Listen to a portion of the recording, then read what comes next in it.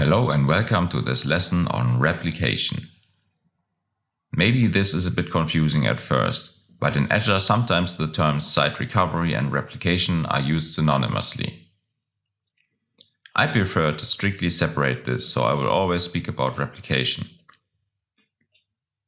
While backup is more focused on losing only a small amount of data, site recovery or replication is more focused on quickly restoring business operations. Any downtime will cost us real money.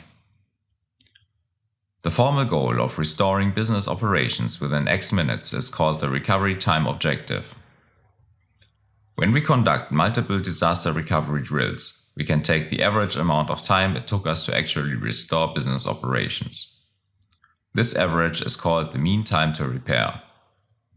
If we find that the mean time to repair is greater than our recovery time objective, then we have a problem and we must improve our processes. For replication, we have three possibilities to initiate a failover.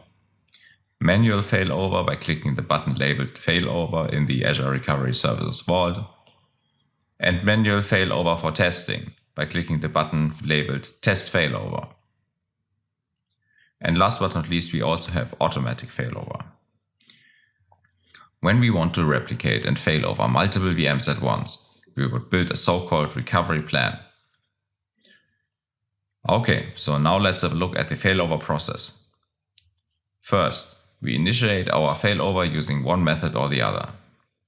Second, when the failover process completes, it will be in the validation state. At this point, we can tell Azure whether we are satisfied with the result or not. If we are not satisfied, then we can choose a different recovery point at this stage. Once we are happy with the result, we need to commit the failover. The failover process will then finish by deleting all source VM recovery points. Note that the source VM itself is not deleted, only the recovery points. After the failover completes, we have two VMs running, one in the source region and one in the target region. None of these VMs is currently protected. In order to protect the target VM, we would click Reprotect in the portal to protect our newly created VM in the target region. This will replicate changes back to the source region.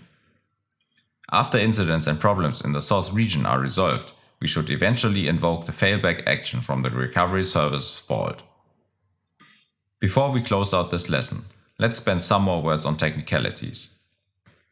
First, we can fail over from physical servers to VMs, but we cannot fail back from VMs to physical servers. Instead, Azure will try to create a virtual server, for example in our on-premises environment, when we try to fail back to on-premises.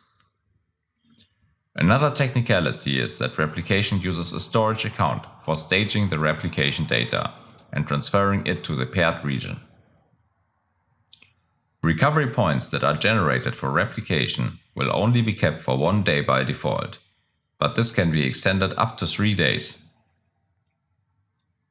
For a hands-on lesson, follow the tutorial links as usual. Okay, so that's it for this lesson on replication. Let's continue to the next one. Bye bye.